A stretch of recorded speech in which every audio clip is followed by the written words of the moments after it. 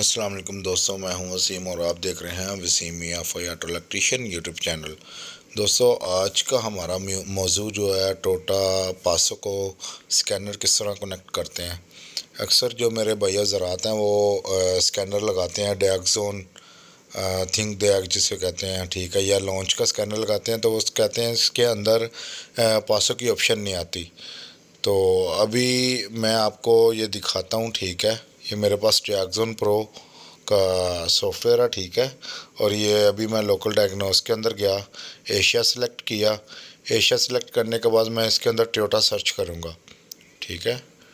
ابھی یہ ٹویوٹا آ گیا، ٹھیک ہے۔ اب میں نے اس پہ کلک کر کے بعد اوکے کروں گا۔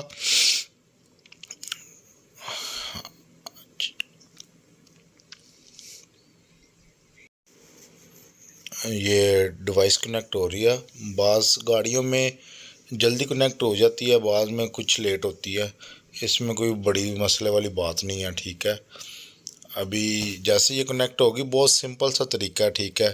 یہ ابھی اوپن آ گیا، یہ آپشن آ گئی ہیں 16 پن D L C Europe and others, ٹھیک ہے۔ اس کے بعد یہ 17 پن ٹویوٹا 17 ڈی ایل سی، اس کے بعد یہ ٹویوٹا کی آپشن آ رہی ہے۔ اس کے بعد یہ چوتھے نمبر پہ آ رہی ہے select from area, select area.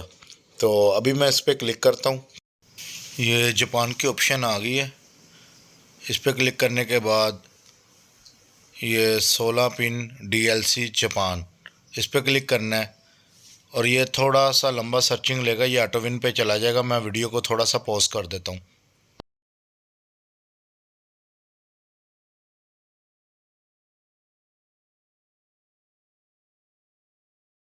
ہم نے اس کی نو والی آپشن پہ کلک کرنا ہے۔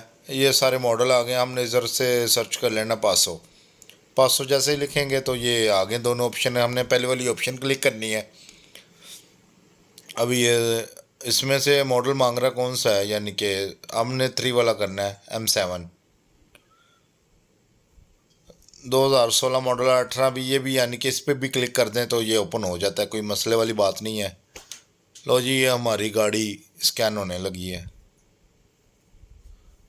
کوئی اتنا لمبا پروسیس نہیں ہے، بس تھوڑا سا ڈھونڈنا پڑتا ہے۔